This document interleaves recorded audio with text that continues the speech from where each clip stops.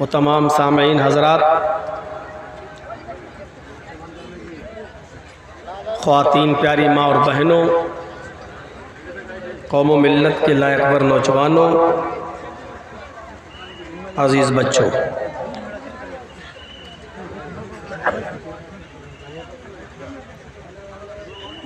अल्लाह रब्बुल आलमीन का शुक्र है और उसका एहसान है कि उसने हमें और आपको 13 नवंबर के इस इजलास में यहाँ किताब व सुन्नत की बातें सुनने का मौका अता फरमाया। मुख्तलिफ़ उलमा से आपने बहुत सी गुफ्तगू सुन ली है और आप मुझे भी सुन रहे हैं।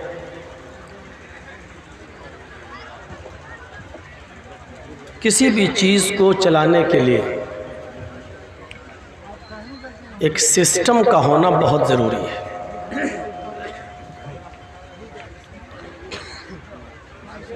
सिस्टम जब बिगड़ता है तो सिस्टम का बिगड़ना हमें मैसेज देता है कि हम बहुत पीछे हैं।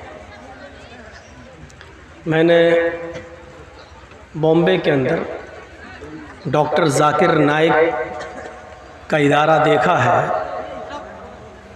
एक सिस्टम था, उनके इदारे में जो टीचर्स पढ़ाते थे, एक कानून था, 8 बजे स्कूल खुलेगा, 1 बजे छुट्टी होगी। किसी भी टीचर को 8:01 पर स्कूल में आने की इजाज़त नहीं थी। 7:55 पे आ जाइए, 8:01 अगर होगा तो 3 दिन की तनख्वाह काट ली जाएगी। ये आपकी प्रॉब्लम है कि लोकल ट्रेन से आ रहे हैं या अपनी सवारी से आ रहे हैं, कितना टाइम लगेगा,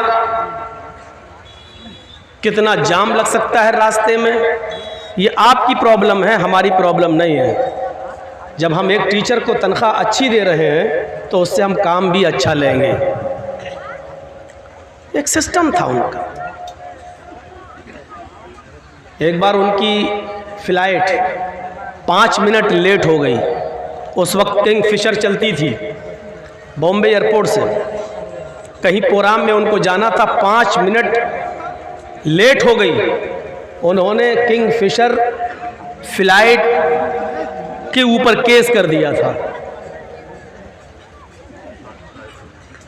केस कर दिया था और कोर्ट ने डॉक्टर जाकिर नाइक की बात को एक्सेप्ट करके बहुत बड़ा जुर्माना दिलवाया था। और उन्होंने कहा कि हम ट्रेन और इसीलिए तो छोड़ते हैं और प्लेन लेते हैं, अगर आप फ्लाइट भी 5 मिनट लेट कर रहे हैं तो क्या फ़ायदा हुआ। और जज के सामने खड़े होकर इतनी दलीलें दे दी थी कि आप 5 मिनट की बात कर रहे हो, 5 मिनट में कितने मुल्क बर्बाद हो गए और कितने मुल्क आबाद हो गए। हमारे यहाँ जलसे तो कराए जाते हैं लेकिन सिस्टम नहीं है, मैनेजमेंट नहीं है। जिस दिन मैंने ये तारीख़ दी थी 13 तारीख़, मैं नहीं जानता हूँ जलसा कमेटी कौन है, मैंने तारीख़ दी थी मौलाना तौहीद साहब को, अब्बास को, और उसी दिन ये कह दिया था कि मुझे 4 बजे किशनगंज से वो ट्रेन पकड़नी है, कोलकाता जाना है, कलकत्ता से फ़्लाइट पकड़ के मुझे कहीं और निकलना है, मेरी ट्रेन मिस नहीं होनी चाहिए। कल तक हमसे ये कहा जाता रहा कि आपका टाइम 11 बजे है, 1 बजे जलसा ख़त्म होगा, हम आपको 3:30 बजे हम पहुंचा देंगे किशनगंज स्टेशन पर। यहाँ लाने के बाद, स्टेज पर बिठाने के बाद हमसे कहा जा रहा है कि आपका टाइम तो 1:30 बजे है। मैं कमेटी से कुछ नहीं कह सकता हूँ, इसलिए कि कमेटी के बीच में और हमारे बीच में कोई बात ही नहीं हुई है। जो बीच में पड़ा होगा हम उससे बात करेंगे। मैनेजमेंट बनाइए आप। एक बात याद रख लीजिएगा, ये ज़िंदगी का मेरा पहला रिकॉर्ड है, पहला। आपके बिहार में 20 साल से मैं प्रोग्राम कर रहा हूँ, ये पहला रिकॉर्ड है जो मुझे 12 बजे से लाकर स्टेज पे बिठाकर 1 घंटा फालतू बिठाया गया है। ये ज़िंदगी का मेरा पहला रिकॉर्ड है। इतनी देर में स्टेज पर नहीं बैठा हूँ, लेकिन आपने इस रिकॉर्ड को तोड़वाया है। मैं भी इसको ज़िंदगी भर याद रखूँगा, मैं भूलता नहीं हूँ। जहाँ मेरे साथ एक तारीख़ बन जाती है, उस गांव का नाम मेरे जहन में ज़िंदगी भर रहेगा। वैसे मुझे ये नहीं मालूम कि मैं यहाँ कब आया था। कोई कह रहा 2006 में आए थे, कोई कह रहा कि 2010 में आए थे, कोई कह रहा था कि आप 6 साल पहले आए। मुझे मालूम ही नहीं। एक साहब ने मुझे बताया है कि आप यहाँ एक बार आ चुके हैं और आपका जूता भी यहाँ से चोरी हुआ था। जब उसने ये मुझे बताया तो फिर आज मैंने जूता इस टेबल के नीचे रख दिया ताकि फिर ना हो, क्योंकि बहुत से लोग जूता इसलिए चुराते हैं कि मौलाना जर्जिस का जूता पहनेंगे तो शायद जन्नत में चले जाएंगे। अरे भाई, मेरा जूता पहनने से किसी को जन्नत थोड़ी मिल जाएगी। मौलाना जर्जिस को खुद नहीं मालूम कि वो जन्नत में जाएगा कि नहीं जाएगा। कि अमल से ज़िंदगी बनती है, जन्नत भी जहन्नम भी, ये खाकी अपनी फितरत में नूरी है न नारी। मैं इसमें पूरी बहस नहीं करना चाहता हूँ, बस एक नसीहत देना चाहता हूँ जलसा कमेटी को। मैनेजमेंट अगर आपका नहीं है तो आप नाकाम है, फेल है पूरी तरीके से। सिस्टम बना के रखिए। आप किसी मुकर्रिर को अगर टाइम दे रहे हैं 12 बजे का, मुकर्रिर की जिम्मेदारी है कि 11:59 पे वो अपनी बात ख़त्म कर दे, 12:01 नहीं होने दे। ये जिम्मेदारी है। आप हमको टाइम दीजिए, बताइए कितना बोलना है, मैं 2 मिनट पहले अपनी तकरीर ख़त्म कर दूंगा, 1 मिनट आगे नहीं बढ़ने दूंगा। हमारे जुमे के खुतबे होते हैं 12:30 से लेकर 1 तक, 1:01 नहीं होने देता हूं मैं। सही सलाहियत वो कहलाती है कि आदमी अपनी पूरी बात कम समय में भी कह ले जाए, थोड़े वक्त में भी अपनी बात कह ले जाए। एक बार जब अंग्रेज़ों की हुकूमत थी यहाँ पर और महात्मा गांधी को बड़ी मुसीबतों से गुजरना पड़ा, तो अंग्रेज़ों ने उनको कैद किया, बड़ी मुश्किल से उनको बोलने की इजाज़त दी, लेकिन उनसे कह दिया कि आपके पास 1 मिनट का टाइम है, 1 मिनट में जो बात कहना हो कहो। महात्मा गांधी ने अपनी बात 1 मिनट में भी कह दी थी लोगों से। और क्या कहा, लोगों मुझे ज़्यादा टाइम नहीं मिला बोलने का, इन अंग्रेज़ों ने मुझे 1 मिनट का टाइम दिया है, लिहाजा भारत की कंडीशन ये है, हमें यूं करना है। बस ये कहकर वो हट गए। इतनी सी बात कहकर इशारा कर गए कि हमें तुम्हें निकालना है और भारत के अंदर हमें गुलामी से अपने मुल्क को आज़ाद करना है। 1 मिनट में वो अपनी बात कह गए। अच्छा खतीब, अच्छा मुकर्रिर, अच्छा मौलवी वो होता है जो कम समय में भी अपनी बात कह ले जाता है। मेरे भाइयों, अल्लाह का शुक्र अदा करो कि उसने हमें और आपको इस्लाम दिया है। इस्लाम नाम ही है वक्त की पाबंदी का। देख लीजिए आप, फजर की नमाज उसका एक वक्त है, जोहर की नमाज उसका एक वक्त है, असर की नमाज उसका एक वक्त है, मगरिब की नमाज उसका एक वक्त है, इशा की नमाज उसका एक वक्त है। यह भी कह दिया गया इस वक्त पर आओ नमाज पढ़ो, और यह भी कहा बिला किसी उज़्र शरई के अगर आपने वक्त की पाबंदी नहीं की तो आप गुनाहगार भी होंगे। उज़्र शरई होना चाहिए। बुखार आ गया, बीमार है, आंख लग गई, सो गए, नहीं उठ पाए। ये भी नहीं कहा कि 5 वक्त की नमाज आप एक ही टाइम में पढ़ लो। चलिए हम खड़े हो गए, अल्लाह अकबर, नमाज ही तो पढ़ना है। फजर की नमाज हम अभी पढ़ लेते हैं, नहीं होगी। जोहर की नमाज भी 5 नमाज हम इकट्ठी पढ़ लेते हैं, चलिए नहीं होगी। क्यों नहीं होगी? इस्लाम हमें नमाज का नहीं, हमें वक्त का पाबंद बनाना चाहता है। वक्त की पाबंदी करना सीखिए आप। रोजे का एक वक्त है, आप इस वक्त रमजान के रोजे रखना चाहें नहीं रख सकते, वो अपने टाइम पर ही रखना पड़ेंगे। सर्दी है तो दिन छोटा हो जाएगा, गर्मी है तो दिन बड़ा हो जाएगा। सर्दी है तो रोजा आपको 12 घंटे का, 10 घंटे में रोजा इफ्तार हो जाएगा। गर्मी है तो 14 और 15 घंटे भी रोजा रखना पड़ेगा। ये वक्त की पाबंदी इस्लाम हमें बताता है। इस्लाम के उसूलों से हम सीखें कि वक्त की पाबंदी क्या होती है। हर मामले में अपनी जिद नहीं चलाना चाहिए, अपनी जिद नहीं चलाना चाहिए। एक वक्त था, अल्लाह के नबी सल्लल्लाहु अलैहि वसल्लम ने सहाबा को हुक्म दिया कि जंगे खैबर के अंदर जो माल काफिरों ने छोड़ा है और हमारे हाथ लगा है, सारे लोग खैबर में लूटा हुआ माल और काफिरों से छीना हुआ माल जमा कर दें, ताकि जो मुसलमान सहाबा जंग में लड़ रहे थे उनमें पूरा पूरा बांट दिया जाए और तकसीम कर दिया जाए। तो सहाबा किराम दे गए और अल्लाह के रसूल ने जितने लोग लड़ रहे थे सहाबा उनमें बराबर बराबर तकसीम कर दिया। जानते हो, एक सहाबी 1 महीने के बाद एक चादर लेकर आए और कहा, अल्लाह के रसूल, जंगे खैबर में काफिरों के हाथ से जो माल लगा उसमें ये चादर भी थी, ये खूबसूरत चादर थी, इस पर मेरी नीयत खराब हो गई थी, इसलिए मैंने इसको अपने पास रख लिया था, मैं अब देने आया हूं। अल्लाह के नबी ने सुना तो फरमाया, क्या तुमने ऐलान सुना था? माल जमा करने का हुक्म दिया गया था तो सुना था? कहा हाँ। तो अल्लाह के रसूल ने क्या कहा? उस ऐलान को सुनने के बावजूद तुम चादर नहीं जमा किए? कहा नहीं। कहा जाओ, अब चादर को जमा करने का वक्त निकल गया, अब इस चादर के हम कितने टुकड़े करेंगे और कितने लोगों को बांटेंगे? अब ये चादर तुम्हारी कबूल नहीं की जाएगी, क्योंकि ऐलान किया जा चुका है, वक्त उसका निकल चुका है, तुमने अपने वक्त से अंदर चादर जमा नहीं की है, अब इस चादर को कयामत के दिन लेकर आना। अल्लाह के रसूल ने उस चादर को कबूल नहीं किया। वो सहाबी बराबर नमाज पढ़ते रहे, रोजा रखते रहे, सारी इबादतें करते रहे, तहज्जुद पढ़ते रहे, हर चीज की पाबंदी करते रहे। फिर एक मौके पर जंग हुई, उस जंग में वो शिरकत भी किए और मुसलमानों के साथ लड़कर कत्ल भी कर दिए गए, शहीद भी हो गए। सहाबा ने कहा, उनके लिए खुशखबरी है, अय अल्लाह के रसूल, देखिए वो लड़ते लड़ते मैदान जंग में शहीद हो गए और शहीद तो जन्नती होता है। अल्लाह के नबी ने फरमाया, लेकिन वो जन्नती नहीं है। लड़ते लड़ते शहीद हो गए, उनके बारे में कहा वो जन्नती नहीं है। आपने फरमाया, इन्न शमलतल्लती अखज़हा यौम खैबर लतश्तइलु अलैहि नारा। यह है बुखारी शरीफ की हदीस के अल्फाज।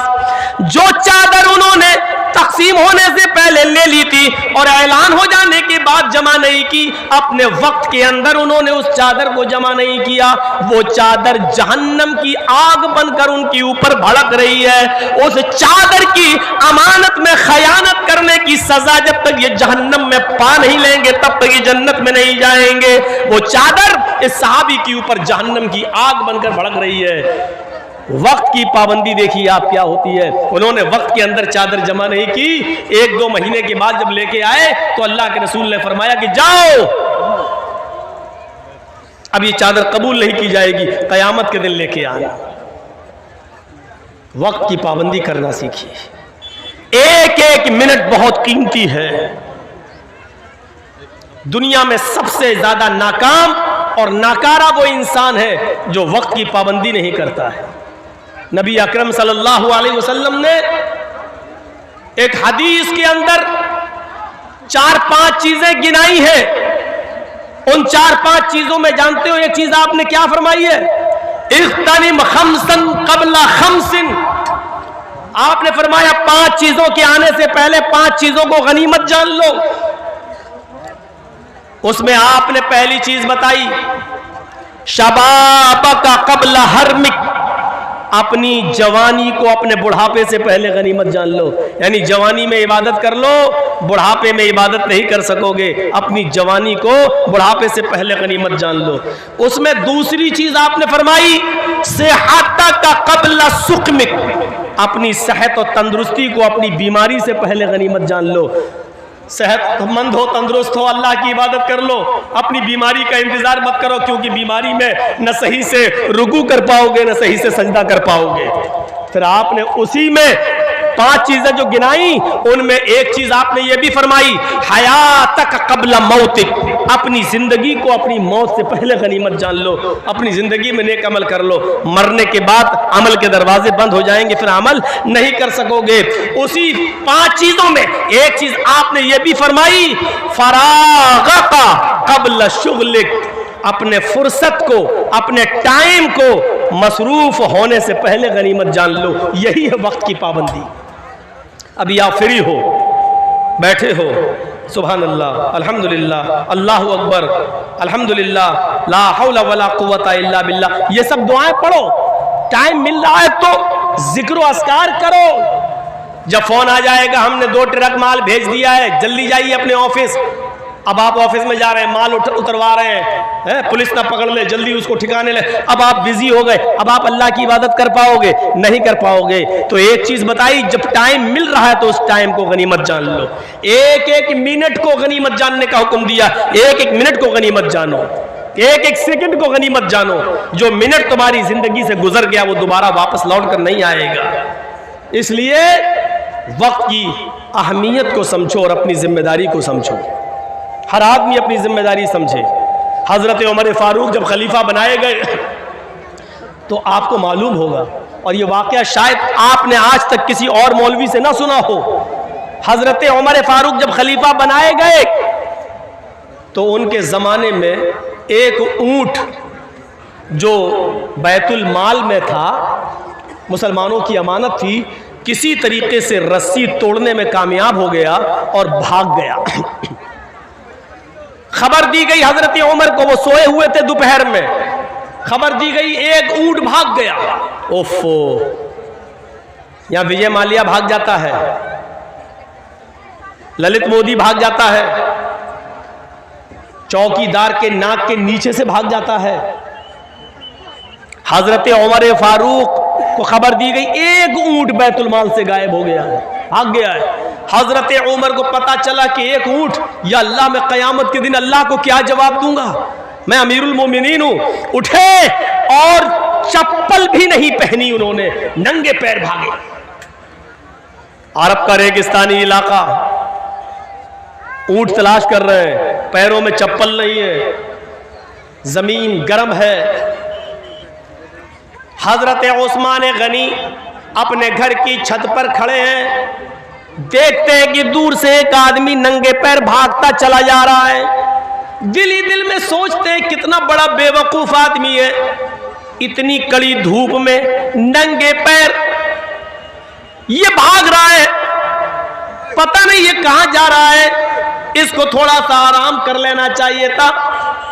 ये गर्म जमीन पर नंगे पैर क्यों भाग रहा है? ये बेवकूफ आदमी है, इतनी सख्त धूप में ये कहां भाग रहा, पसीना पसीना। जब हजरत उमर करीब से गुजरे तो उस्मान गनी पहचान गए कि ये तो हजरत उमर है। कहने लगे, अमीरुल मोमिनीन, इतनी कड़ी धूप में आप कहां भाग रहे हैं, कहां जा रहे हैं?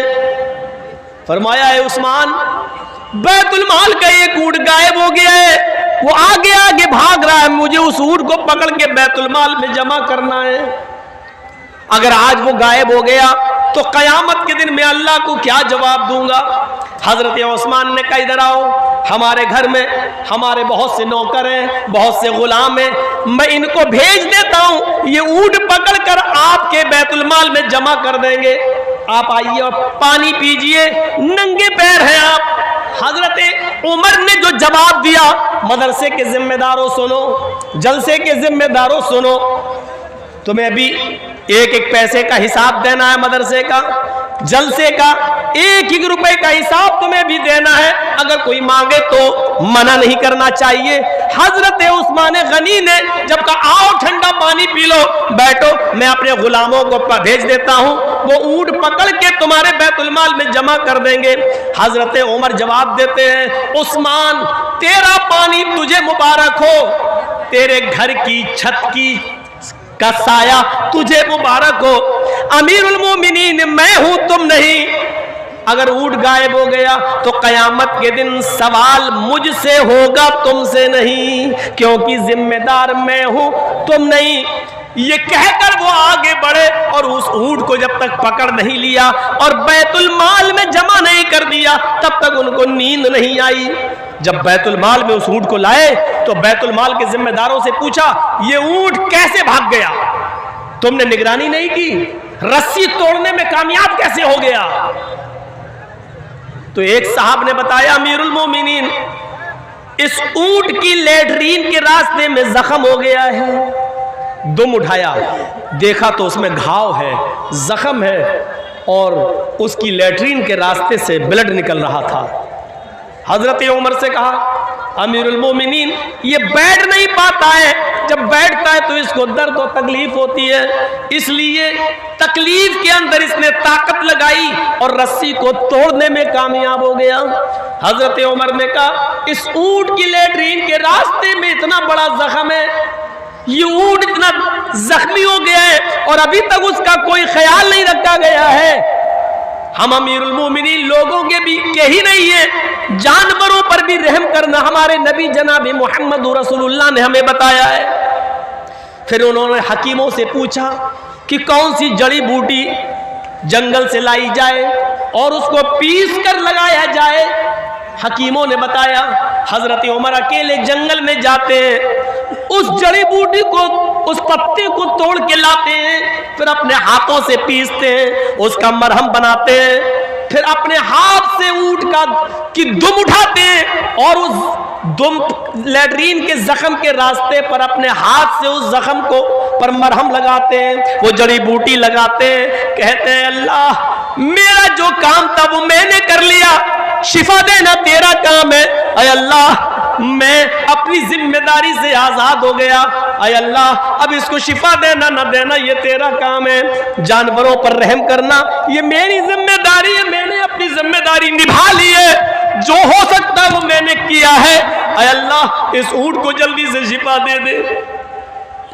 इस वाक़े से पता चलता है कि जिम्मेदारी क्या चीज होती है।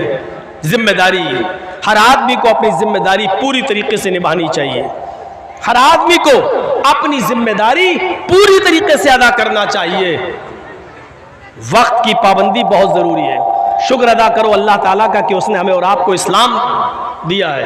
लोग तड़प रहे हैं आज इस्लाम के लिए, वो इस्लाम जो आपका ही नहीं है। शरा लकुम मिनद्दीनि मा वस्सा बिही नूहन वल्लज़ी औहयना इलैक व मा वस्सैना बिही इब्राहीम व मूसा व ईसा अन अक़ीमुद्दीन।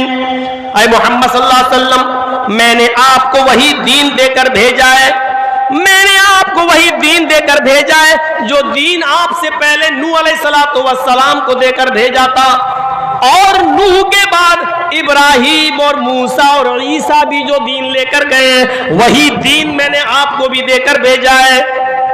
ये गलत अफवाह है कि इस्लाम मुसलमानों का धर्म है। ये योगी मोदी आज जो चुनाव के मौके पर हिंदू मुस्लिम कर रहे हैं ना, और देख लीजिए कासगंज यूपी में पुलिस कस्टडी के अंदर एक मुसलमान को मार दिया गया, सिर्फ माहौल बनाने के लिए।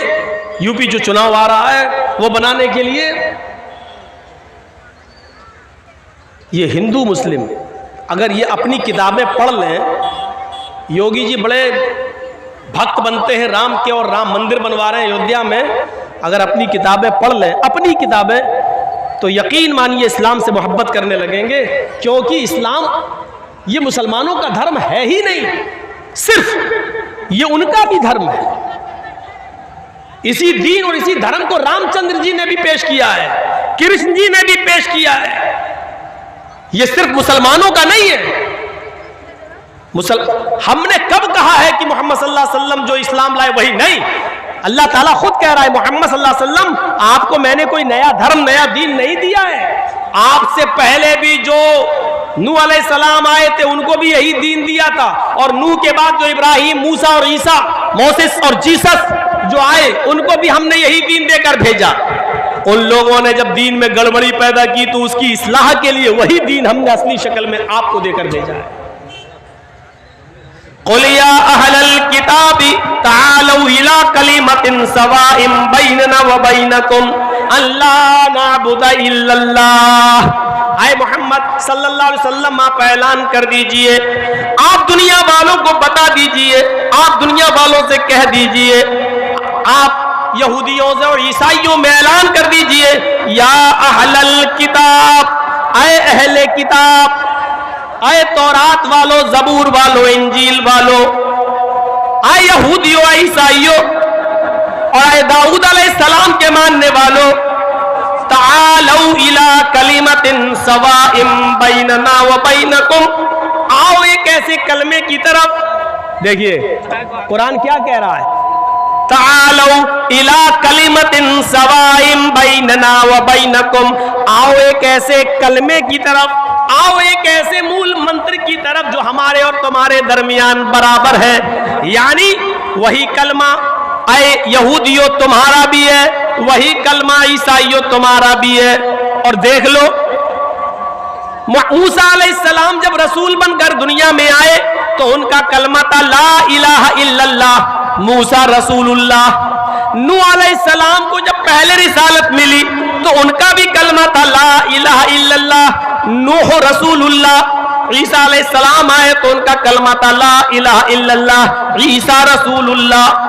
देख रहे हैं आप, नूह आए तो कलमा नहीं बदला गया, सिर्फ दूसरा जुमला बदला जा रहा, बस ला इलाहा इल्लल्लाह तीनों का एक ही रहा, ला इलाहा इल्लल्लाह नूह रसूलुल्लाह। मूसा जब आए तो पढ़ा गया ला इलाहा इल्लल्लाह मूसा रसूलुल्लाह, ला इलाहा इल्लल्लाह नहीं बदला जा रहा है। ईसा जब आए तो पढ़ा जा रहा है ला इलाहा इल्लल्लाह ईसा रसूलुल्लाह। कलमा पहला मंत्र नहीं बदला गया, रसूल के एतबार से दूसरा जुज बदला गया। जब इस्लाम आया, मुहम्मदुर रसूलुल्लाह आखिरी नबी बनकर आए तो आपने भी उसी मूल मंत्र को बाकी रखा, ला इलाहा इल्लल्लाह मुहम्मदुर रसूलुल्लाह। पहला मंत्र नहीं बदला गया। और हिंदू भाइयों में भी पहला मंत्र वही है, एकम ब्रह्मादित्य नास्ति नास्ति किंचन, एक ही ब्रह्मा है दूसरा नहीं। बल्कि पंडित जब मरता है तो मरने से पहले अपने बेटे को ला इलाहा इल्लल्लाह पढ़ने की वसीयत करता है। मरने से पहले कहता है मेरे बेटे तू भी मरने से पहले ला इलाहा पढ़ लेना, जिसको हम वेदों की जबान में अनकही कहते हैं। ला इलाहा हरणे पापन इल्लल्लाह परमपिदम। मेरे बेटे मरने से पहले ला इलाहा पढ़ लेना, हरणे पापन, जब तू ला इलाहा इल्लल्लाह पढ़ेगा तो तेरे पाप हरण हो जाएंगे, तेरे पाप मिट जाएंगे। ला इलाहा इल्लल्लाह पढ़ोगे तो तुम्हारे पाप धुल जाएंगे, मिट जाएंगे, खत्म हो जाए। यानी इस्लाम लाने से पाप मिट जाते हैं। इन्नल इस्लाम यहदिमु मा कान क़ब्ला, जो इस्लाम कबूल कर लेता है, कलमा पढ़कर इस्लाम की शीतल छाया में आ जाता है, उसके इस्लाम लाने से पहले जितने भी गुनाह हैं सारे के सारे गुनाह माफ कर दिए जाते हैं, उसके गुनाह बख्श दिए जाते हैं। ये इस्लाम का भी कलमा है। कौन कहता है कि इस्लाम सिर्फ मुसलमानों का धर्म है? कौन सी चीज ऐसी है जो हम करते हैं और आपके यहां नहीं है? बताइए। हम कलमा पढ़ते हैं, आप भी ब्रह्म सूत्र पढ़ते हैं, हम ला इलाहा इल्लल्लाह पढ़ते हैं, आपके यहां पर भी ला इलाहा इल्लल्लाह है। ला इलाहा हरणे पापन इल्लल्लाह परमपिदम, ये क्या है? एकम ब्रह्मा द्वितीय नास्ति नास्ति किंचन, ये क्या है? हम नमाज पढ़ते हैं, आपके यहां पर भी साष्टांग है। 8 अंगों को जमीन पर रखो, 8 अंगों को जमीन पर रखो, यानी नाक और माथा 2, 2 हाथ 4, दोनों घुटने 6 और दोनों पैर 8, यानी सजदा करो।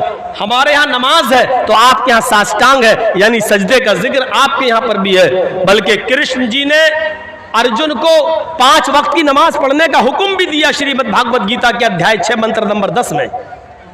योगी युज्जित सततमात्मानं रासिस्थिता एकाकी अच्युतात्मा निराशीर परिग्रह। जब तुम ईश्वर की पूजा करने खड़े हो तो पूरे शरीर का योग कर लो, पूरे शरीर की एक्सरसाइज कर लो।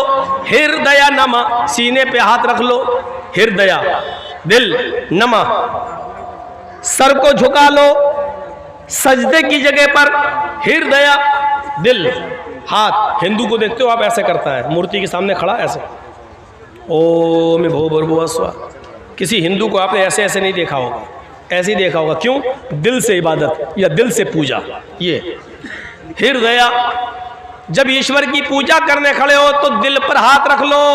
हम लोग भी अल्लाह अकबर कहकर यहाँ हाथ रख लेते हैं, जो लोग जहाँ रखते हैं हमें उनसे कोई एतराज़ नहीं है, लेकिन इबादत दिल से होती है, इस बात को याद रखिए। हृदय नमः, अपने सीने पर हाथ रख लो। अर्जुन कह रहे हैं, कृष्ण कह रहे हैं अर्जुन से, कृष्ण जी अर्जुन से, सतत महात्मानम, और हमेशा पढ़ते रहना, कभी छोड़ना नहीं। राशि स्थित, एक दिन छोड़ दोगे धर्म से हट जाओगे। अल्लाह के नबी ने क्या कहा? मन तरक सलात मुतअम्मिदन फक़द कफर, जिसने कसदन जानबूझकर एक वक्त की नमाज छोड़ी उसने कुफ्र किया। एकाकी अच्युतात्मा निराशीर परिग्रह, एक अल्लाह के सामने खड़े हो जाओ, यच्चतात्मा, अपनी आत्मा को वहीं लगा दो, इधर उधर मत देखो। ऐसे नहीं। हम लोग क्या करते हैं, अब तो बहुत से लोग ऐसे करने लगे हैं। अल्हम्दुलिल्लाह रब्बिल आलमीन रहमान रहीम। अब कहीं इमाम साहब ने अगर कहीं लंबी सूरत पढ़ दी, अलिफ लाम मीम ज़ालिकल के, तो चौंक जाएगा है, ये तो बहुत लंबी सूरत है, फिर ऐसे घड़ी देखेगा। आजकल ये हो रहा है। कभी कभी तो ऐसे भी देख ले, ऐसे भी हो जाती है। जबकि कृष्ण जी अर्जुन से कह रहे हैं यच्चतात्मा, आत्मा वहीं लगी रहे, दिल इधर उधर नहीं होना चाहिए, एकाकी एक जगह। निराशीर परिग्रह, सारे देवी देवताओं से निराश हो जाना, ऊपर वाले से निराश मत होना।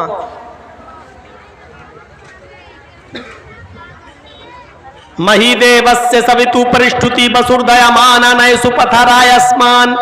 और उसमें ये मंत्र पढ़ना, महीदेवस्य सवितु परिष्ठुति, मही मानी महान है हमारा देवता, देवस्य हमारा देवता, महीदेवस महान है हमारा देवता, सवितु जिसके लिए सारी की सारी परिष्ठुति तारीफ प्रशंसा है, महान है हमारा वो देवता जिसके लिए सारी की सारी प्रशंसा सारी की सारी तारीफ है। हम लोग क्या पढ़ते हैं, अल्हम्दुलिल्लाहि रब्बिल आलमीन, तमाम तारीफें उस अल्लाह के लिए हैं जो दोनों जहान का रब है। कृष्ण जी कह रहे हैं ये पढ़ो, हमारे यहाँ भी वही पढ़ा जा रहा है। कृष्ण जी कहते हैं अर्जुन बसुर दयामाना, उसके बाद कहो वो बड़ा दयालु और कृपालु है। हम लोग क्या पढ़ते हैं, अर्रहमान अर्रहीम, वो बड़ा ही मेहरबान इंतहाई रहम करने वाला है।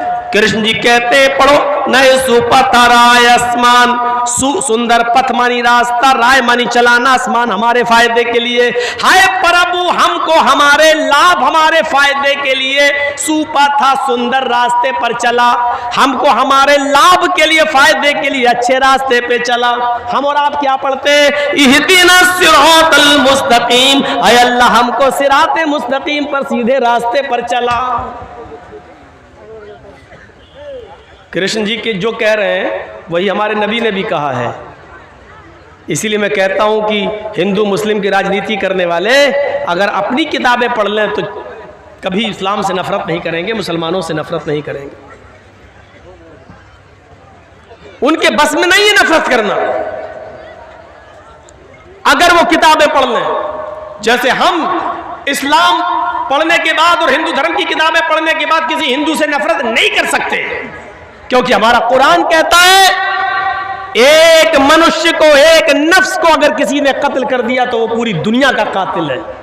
मन कतल नफ्सन बिगैरि नफ्सिन औ फसादिन फकअन्नमा कतल अन्नास जमिया, जिसने दुनिया में किसी एक मनुष्य को, चाहे वो हिंदू हो या मुसलमान, सिख हो या ईसाई, किसी भी धर्म का, किसी भी जाति का, किसी भी मजहब का मानने वाला हो, अगर आपने किसी को कत्ल कर दिया तो एक इंसान को कत्ल नहीं किया, पूरी दुनिया की इंसानियत को कत्ल कर दिया, पूरे विश्व की इंसानियत को मार डाला, पूरे मानवता का, पूरी इंसानियत के आप कातिल हैं, एक को नहीं मारा है आपने।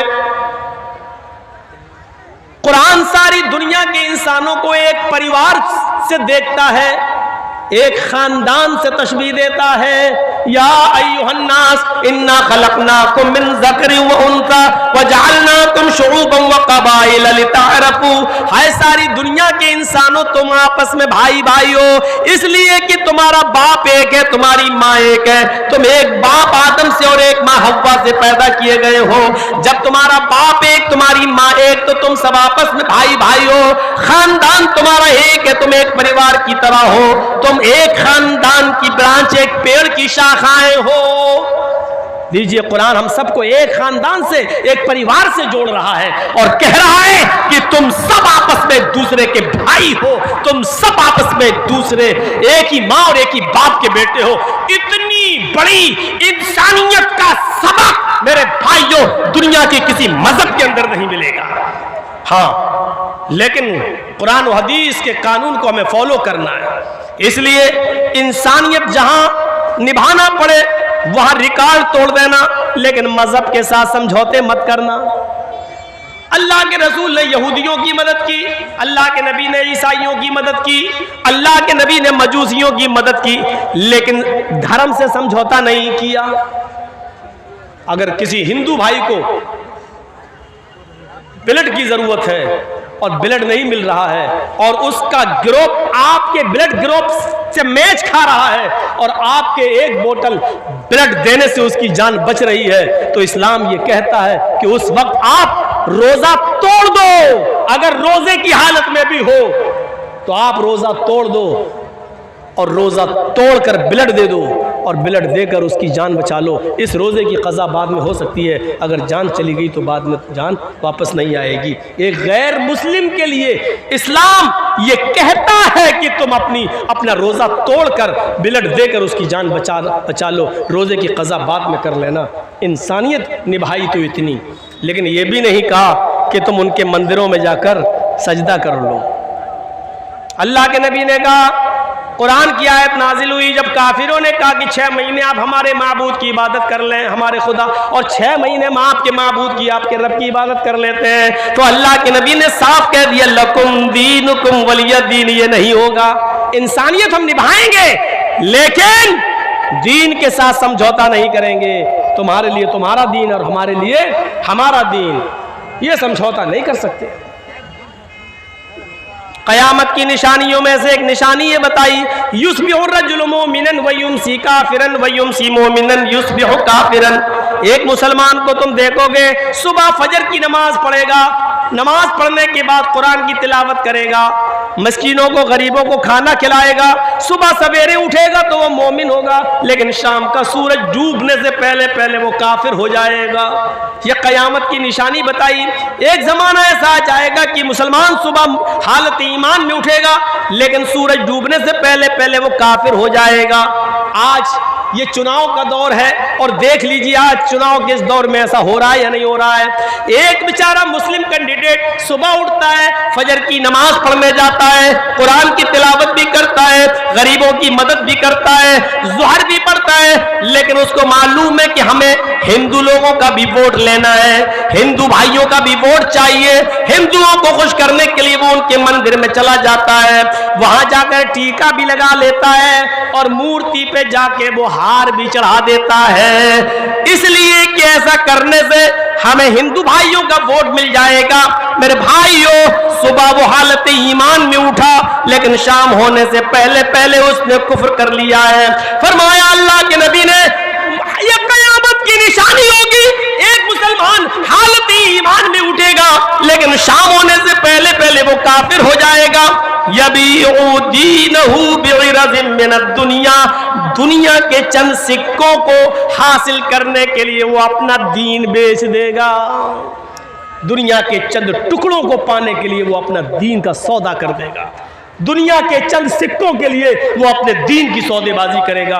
अपने मुआशरे और समाज पर ऐसे मुस्लिम कैंडिडेटों पर नजर रखो जो गैर मुस्लिमों का वोट पाने के लिए टीका भी लगा रहे हैं और मूर्तियों पर हार भी चढ़ा रहे हैं। और दलील क्या देते हैं, अरे हिंदू भाई भी जो कैंडिडेट है वो भी तो रोजा रख लेता है या इफ्तार पार्टी में आ जाता है, वो भी तो टोपी लगा लेता है, हमें क्या मतलब है, हमें उससे क्या मतलब है वो क्या कर रहा है। लेकिन आपकी शरीयत आपको इजाजत नहीं देती है कि आप मंदिर में जाकर टीका लगाएं। टीका लगाना ये मुशाबिहत है गैर मुस्लिम से, और मन तशब्बह बिक़ौमिन फहुव मिन्हुम, जो जिस कौम की मुशाबिहत करेगा क़यामत के दिन उसी के साथ उठाया जाएगा। मूर्तियों पर फूल और हार और मालाएं नहीं चढ़ाई जा सकती। अगर आपने मंदिर में किसी मूर्ति पर फूल और मालाएं चढ़ा दी तो माफ कीजिएगा बहुत से लोग दलील दे देंगे, जब आपका नेता मूर्तियों पर फूल और हार माला चढ़ा देता है तो हमने कब्रों पे अगर फूल चढ़ा दिए तो कौन सा जुर्म किया है, हमने या चादर चढ़ा दी तो कौन सा जुर्म किया है। मेरे भाइयों, किसी भी पत्थर पर फूल और माला नहीं चढ़ाया जा सकता है, उसके सामने हाथ जोड़ के खड़ा नहीं होया जा सकता है। अगर शरीयत ने किसी पत्थर को चूमने की इजाजत दी है तो वो सिर्फ हजर अस्वद है जो खाने काबा में लगा हुआ है, सिर्फ उस पत्थर को चूमने की इजाजत दी है। अगर आसानी के साथ वहां जा सकते हो और उसको छू सकते हो तो छू लो, और चूम सकते हो तो उसको बोसा दे दो। लेकिन अगर ये आसान ना हो, भीड़ बहुत ज्यादा हो, तो हाथ का इशारा कर लो। बस इतना काफ़ी है और आपको सवाब मिल जाएगा। दिल में नियत करो, अगर भीड़ ना होती तो मैं ज़रूर चूमता, लेकिन मैं नहीं चूम पाऊंगा क्योंकि भीड़ बहुत ज़्यादा है। दाहिना हाथ उठाकर इशारा कर दीजिए और अपना चक्कर लगाना शुरू कर दीजिए। उस पत्थर को ही चूमा जा सकता है और उसका बोसा लिया जा सकता है, उसके अलावा किसी पत्थर को नहीं चूमा जा सकता। लेकिन हजरत उमर फारूक का जब जमाना आया तो उमर फारूक को डर लगने लगा, इस पत्थर को लोग चूमते हैं, ऐसा ना हो कि इस पत्थर को आगे चलकर लोग इसको खुदा बना ले, माबूद बना ले, कहीं इस पत्थर से रोजी रोटी ना मांगने लगे, इस पत्थर से कहीं औलाद ना मांगने लगे, इस पत्थर को बाबरकत पत्थर समझकर बरकत के हुसूल के लिए बैठने न लगे। तो हजरत उमर फारूक ने तवाफ करने से पहले उस पत्थर पे हाथ रख के कहा था, आए पत्थर, अन्नका हजरुन ला तनफउ वला तजुर, आए पत्थर तू सिर्फ एक पत्थर है, आए हजरे अस्वद तू सिर्फ एक पत्थर है, तू किसी को नफा नहीं पहुंचा सकता, तू किसी को नुकसान नहीं पहुंचा सकता, तेरे अंदर नफा देने की और नुकसान पहुंचाने की ताकत नहीं है। मैं तो सिर्फ तुझे इसलिए चूमता हूं क्योंकि मुहम्मदुर रसूलुल्लाह को मैंने चूमते हुए देखा है। अगर मेरे नबी ने तुझे न चूमा होता तो मैं भी तुझे नहीं चूमता। बस आए पत्थर सुन, तेरे अंदर किसी को कुछ देने की और किसी से कुछ छीनने की ताकत नहीं है, तू माबूद नहीं है, तू खुदा नहीं है, तू रब नहीं है। सवाल यह है कि फिर मैं तुझे चूम क्यों रहा हूं? मैं सिर्फ इसलिए चूम रहा हूं क्योंकि मेरे नबी ने तुझे चूमा, इसलिए हम तुझे चूम रहे हैं। तो मेरे प्यारे साथियों, ये कहकर लोगों को बता दिया कि पत्थर पत्थर है, ये रब नहीं है, ये माबूद नहीं है, यहाँ चादर नहीं चढ़ाई जाएगी, यहाँ हाथ जोड़कर खड़ा नहीं हुआ जाएगा, इस पत्थर से किसी किस्म की बरकत की उम्मीद मत रखना। बस एक सुन्नत है उसको चूमना, एक छूना और बोसा लेना सुन्नत है। मेरे प्यारे साथियों, ये इस्लाम की शीतल छाया और इस्लाम की साफ और शफाफ तालीम है, इसे हमें और आपको गौर करना चाहिए और लेना चाहिए और सीखना चाहिए। ये मजहब सबका है। आओ, अगर नमाज है तो आपके यहां पर भी है, कलमा है तो आपके यहाँ पर भी है, अगर ज़कात देने का हुक्म दिया है इस्लाम ने तो आपके यहाँ पर भी दान व खैरात का है। सुबूत व दानम दीक्षिता, हाय अर्जुन, ज्यादा से ज्यादा गरीबों मिस्कीनों में दान दिया करो, दान देने से पाप मिटते हैं। अगर हमारे यहाँ रोजा है तो आपके यहाँ पर भी व्रत है। हाँ, एक फर्क जरूर मिलता है, हमारे यहाँ मरने के बाद इंसान दोबारा कुत्ता बिल्ली चूहा नहीं बनता है और आपके यहां मरने के बाद आवागमन है। अच्छे कर्म किए होंगे तो फिर से मनुष्य बनाकर पैदा किया जाएगा, लेकिन बुरे कर्म किए होंगे तो अपने अपने कर्मों के मुताबिक इंसान को सजा मिलेगी। मनुस्मृति पढ़िए, एक एक गुनाह की सजा लिखी हुई है। 2-3 सजाएं मुझे याद है। रिश्वत खाओगे तो कुत्ते का जन्म होगा, जुआ खेलोगे तो भैंस का जन्म होगा, किसी लड़की पर गलत नजर डालोगे तो तुम्हें अगला जन्म लड़की का होगा, चोरी करोगे तो अगले जन्म में बिल्ली बनाए जाओगे। ये हमें याद है मनुस्मृति के, वरना उसमें बहुत कुछ लिखा हुआ, ये करोगे तो आलू बनोगे, ये करोगे तो गोभी बनोगे, ये करोगे तो बैगन बनोगे, ये करोगे तो फूल गोभी बनोगे, ये करोगे तो यहाँ तक कि हरा धनिया हरा मिर्चा, ये करोगे तो ये बनोगे। पूरी एक लिस्ट है, दाल चावल तक की लिस्ट है, ये करोगे तो दाल बनोगे, ये करोगे तो चावल बनोगे, ये करोगे तो मतलब सबकी एक लिस्ट है।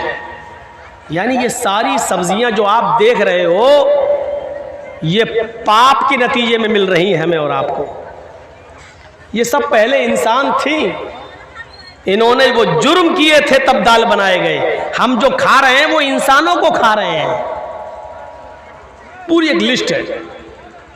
एक बार मैं पढ़ रहा था मनुस्मृति, तो उसमें देखा तो मैं सोचने लगा, या अल्लाह, इसमें लिखा है कि जुआ खेलोगे तो भैंस का जन्म होगा, तो दुनिया में जितनी भैंसें हैं इसका मतलब ये पहले सब इंसान रही होंगी। इन्होंने जुआ खेला होगा तो इनको भैंस का जन्म हुआ है।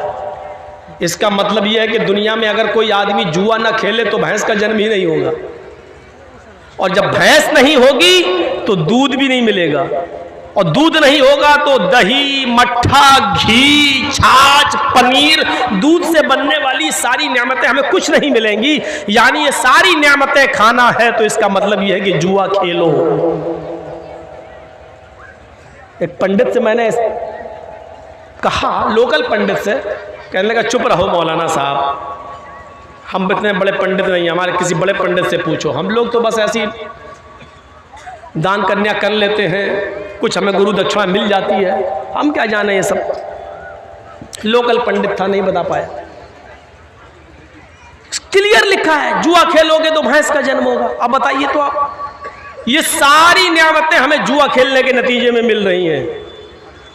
इससे भी बड़ी बात, चोरी करोगे तो बिल्ली का जन्म होगा। अरे हमने दुनिया में चोरी की, पुलिस ने हमें पकड़ा, जेल में डाल दिया। पुलिस की जेल फिर भी अच्छी है, जब तक हम जेल में है दूसरे की चोरी तो नहीं कर रहे हैं, कम से कम इलाका सुरक्षित तो है। लेकिन अल्लाह अगर चोर को बिल्ली बना दे तो मोहल्ला सुरक्षित कहाँ है? जब इंसान थे तो माल चुराते थे, रुपया चुराते थे, सोना चुराते थे, चांदी चुराते थे, लेकिन अल्लाह ने चोर को बिल्ली बना दिया। तो अब सोना चांदी नहीं चुरा रहे, किसी का कबूतर चुरा रहे, किसी की मुर्गी फाड़ रहे हैं, खा रहे हैं, कुछ ना कुछ अभी भी कर रहे हैं। तो इसका मतलब यह है कि पुलिस की जेल फिर भी मजबूत है, अल्लाह ने जो सजा देकर बिल्ली बनाया वो कमजोर है, क्योंकि चोरी तो अभी भी नहीं रुकी है। रिश्वत खाओगे तो कुत्ते का जन्म होगा, ये बड़ी अजीब बात है। जब मैं रास्ते में किसी कुत्ते को देखता हूं तो सोचता हूं पता नहीं ये किस पुलिस वाले, नाम ना लो, हालात खराब हो जाएंगे, सोचता हूं कि ये किस लुटेरे का वो होगा।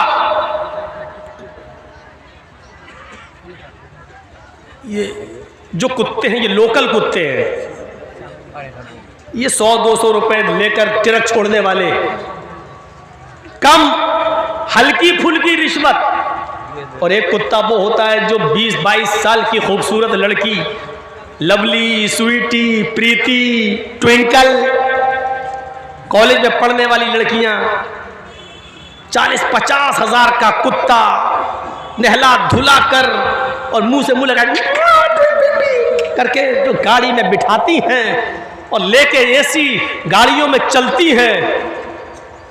मैं सोचता हूं ये किसी बड़े वीआईपी लीडर, किसी नेता का जन्म हुआ होगा। कभी कभी हम सोचते हैं यूपी और दिल्ली चलाने वाले लोगों को ये जुल्म बेचारे कर रहे कर लें, लेकिन मरने के बाद इनको क्या बनाया जाएगा? ऐसा न हो कि ऐसा बकरा बन जाएं जो हम ही लोगों के किसी हिस्से में आ जाए। कहीं देसी मुर्गा बन गए तो पता नहीं किस मौलवी के पेट में जाएंगे। मौलवियों का सबसे बेहतरीन गिज़ा देसी मुर्गा ही होता है। बाकायदा मांगते हैं जलसे में, देसी मुर्गा है तो आएंगे। मैं उस मौलवी को जानता हूं जिसने तकरीर की डेट देने से पहले कहा था कि हमें मंगोर मछली, देसी मुर्गा, फ्राई चाहिए। नाम नहीं लूंगा वरना आप लोग हंसेंगे। मैं सोचता हूं कि ये लोग दुनिया में बेचारे कर रहे करें, लेकिन आखिर इनको इनके धर्म के मुताबिक कौन सा जन्म होगा, क्या होगा? अगर हमें पता चल जाए कि ये वही आदमी है जिसका जन्म ये हुआ, तो हम तो उसको काटे ही नहीं, उसको रखे रहें, खिलाएं और पिलाएं और रोजाना उससे बात करें। साहब अब पता चला तुम्हें, तिल तिल तड़पाएं। लिखा है कि चोरी करोगे तो, रिश्वत खाओगे तो कुत्ते का जन्म होगा। और आखिर में एक सजा और जो हमें मालूम है, लड़की को देखोगे तो अगला जन्म लड़की का होगा।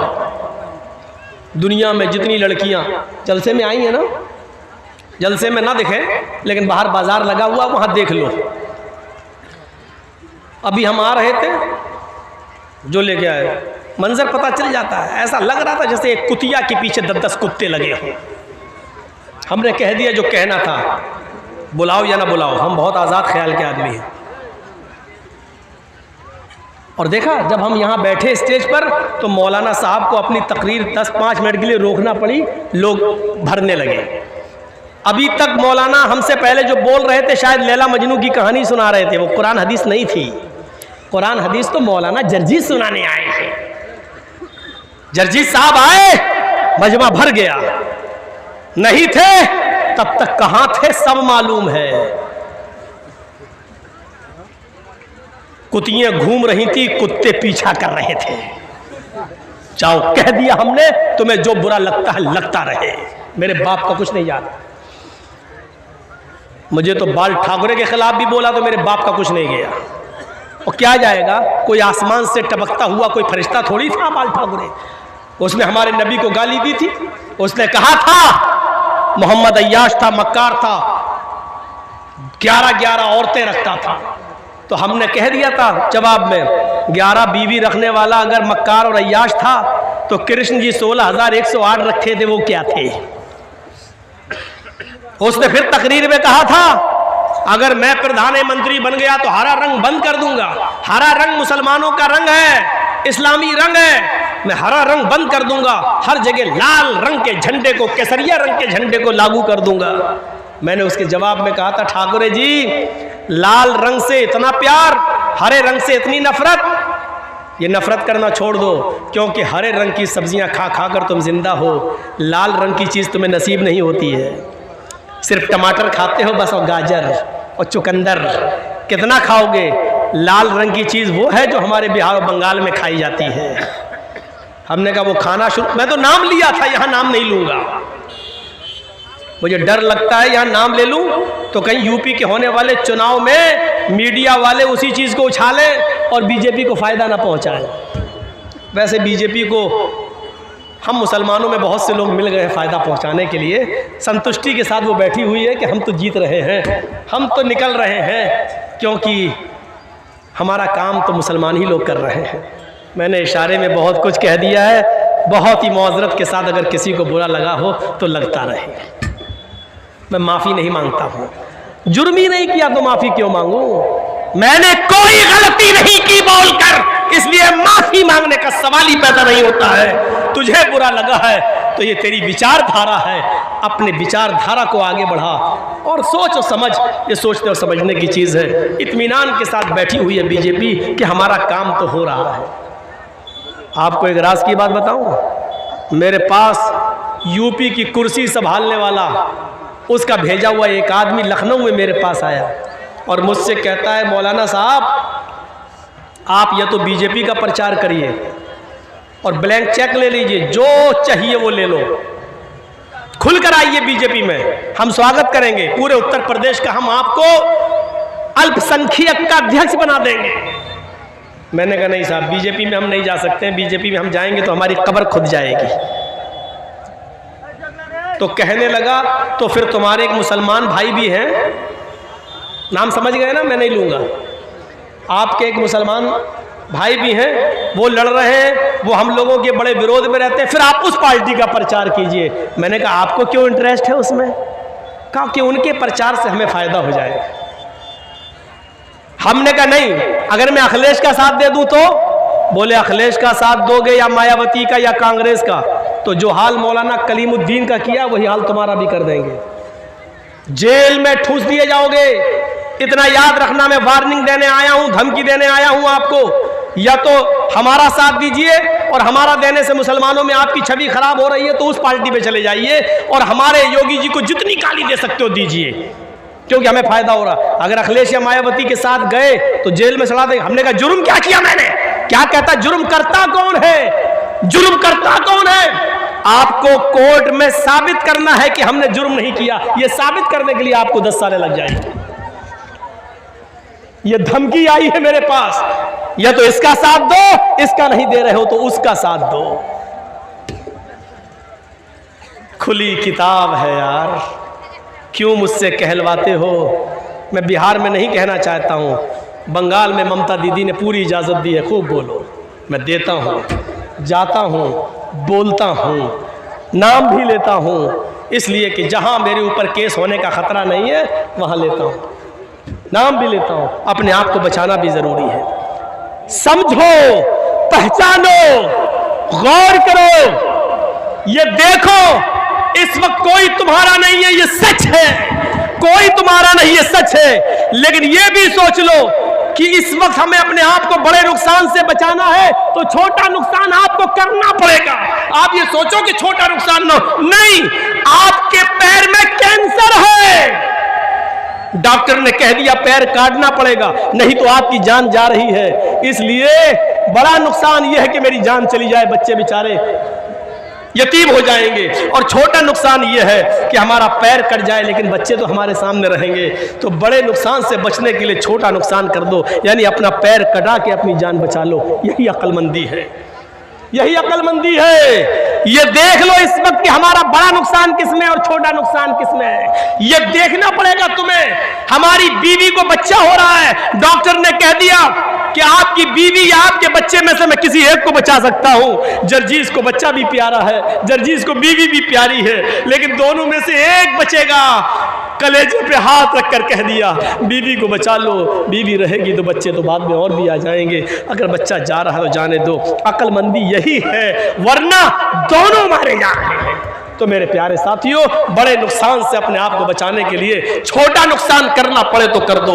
इस्लाम के उसूलों पर आ जाओ, इस्लाम के ज़ाब्तों को पकड़ो। चंदे का ऐलान हो रहा, दो, यही चीजें कामयाबी की दलील है। मैं ऐलान नहीं करूंगा, मैं बैठूंगा नहीं, मैं आपसे रुपया लेने के लिए यहां पर बैठकर इंतजार नहीं करूंगा। याद रखो, एक मिसाल देके जा रहा हूं, बिहार वालों खुशनसीब हो, बंगाल वालों खुशनसीब हो कि तुम्हारे यहां मदरसों पे कोई पाबंदी नहीं है, सरकारी स्कूलों में तुम पढ़ा रहे हो, मदरसे खुले हैं, बंगाल में खुली इजाजत है। हम यूपी वालों से पूछो, हमारे मदरसे बंद किए जा रहे हैं, मदरसों पे छापे मारे जा रहे हैं, मदरसे के उस्तादों पर नजरें रखी जा रही हैं, सीसीटीवी कैमरे लगाए जा रहे हैं, हमारे यूपी के मदारिस को बंद करने की प्लानिंग हो रही है। याद रखना, अगर ये मदरसे जो आप लोगों के इसी चंदे से चलते हैं, अल्लाह न करे कि यूपी वाला माहौल आपके यहां आ जाए, ये मदरसे अगर बंद हो गए तो कोई फिर अली मियां नदवी जैसी शख्सियत पैदा नहीं होगी, फिर कोई एहसान इलाही ज़हीर जैसी शख्सियत पैदा नहीं होगी, कोई इब्ने तैमिया और इब्ने क़य्यिम बनकर नहीं निकलेगा। याद रखना, कोई फिर अबू हनीफा और इमाम शाफी और इमाम मालिक और इमाम अहमद इब्ने हंबल बनकर नहीं निकलेगा। आप चाहते हैं कि दीन बाकी रहे, आप चाहते हैं कि इस्लाम बाकी रहे, तो इन मदरसों की हिफाजत करो, रुपयों से, पैसों से, दौलत से आप दीजिए और इन मदरसों को जिंदा रखिए। मैंने बहुत कुछ कह दिया है, और एक बात बता दूं, अल्लाह की राह में देने से कम नहीं होता है, अल्लाह की कसम नहीं होता है। मिसाल दे दूं, एक कुतिया कितने बच्चे पैदा करती है? 4, 5, 6, कभी कभी 12-12 बच्चे भी पैदा कर देती है कुतिया। लेकिन आप देख लीजिए, एक कुतिया 5, 6, 10 बच्चे पैदा करती है, लेकिन रास्ते में जाइए, कुत्ते और कुतियों की तादाद आपको बहुत कम दिखेगी। क्यों? बस सड़क पे कोई ट्रक से मर गया, कोई उस बस से मर गया, कोई इससे मर गया, बहुत कम। एक कुतिया 10-12 बच्चे देती, लेकिन तादाद कुत्तों की बहुत कम है। और एक बकरी को देख लो, 2 ही बच्चे देती है, बहुत कम है जो 3 दे, 1 या 2 या 1। इस साल भारत के 35 करोड़ मुसलमानों में अगर 1 करोड़ भी कुर्बानी हुई और 1 करोड़ जानवरों को ज़िबा कर दिया जाए, अगली साल कुर्बानी का महीना आता है तो आप देख लीजिए कि 1 करोड़ की तादाद फिर से तैयार हो जाती है। क्यों? एक बकरी सिर्फ 2 या 1 बच्चा देती है, लेकिन और रोजाना कितने ज़िबा किए जा रहे हैं और हम लोग उनका गोश्त खा रहे हैं। जरा तसव्वुर किया आपने, जो जानवर अल्लाह की राह में जितने ज़िबा किए जा रहे हैं, दूसरे साल उससे ज्यादा पैदा हो रहे हैं। सऊदीया में चले जाओ, 50-50 लाख हाजी लोग हज के मैदान में, और हर हाजी वहां अपनी तरफ से एक कुर्बानी तो देता ही देता है। 50 लाख हाजी का मतलब 50 लाख जानवर एक साल कुर्बान हुए, दूसरे साल 50 लाख फिर उसी सऊदिया की सरजमीन पर पहुंच गए। जो चीज अल्लाह की राह में जितना कटती है, जितना खर्च होती है, वो बढ़ती है। मेरे भाइयों, आप अल्लाह की राह में जितना दोगे बढ़ेगा, इजाफा होगा, आपके घरों में बरकत होगी। और जितना सैंत के रखोगे, बचाओगे, तो कभी आपके बच्चे की बीमारी में चला जाएगा, कभी किसी को कैंसर हो जाएगा, कभी किसी की किडनी खराब हो जाएगी, अल्लाह ताला कहीं ना कहीं वसूल कर लेगा। इतना याद रखिए, ये सदका और खैरात आने वाली बलाओं को टाल देती है, आने वाली बलाओं को दूर कर देती है।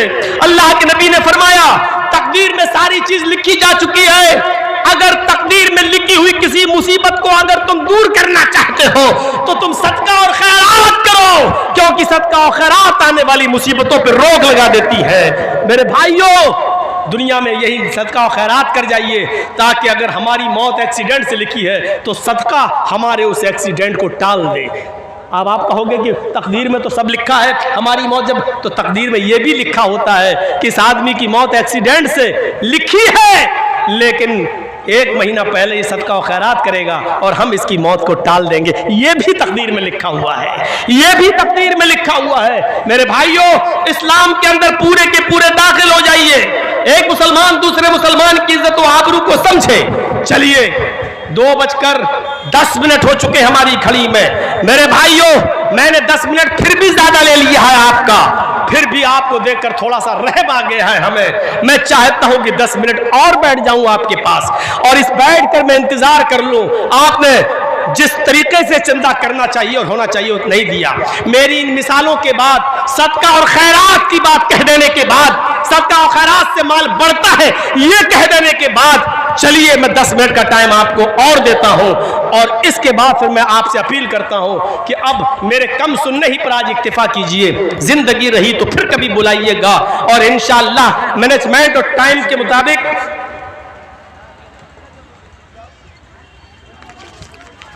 तो मेरे भाइयों, ये चीज आपके सामने मैंने रख दी।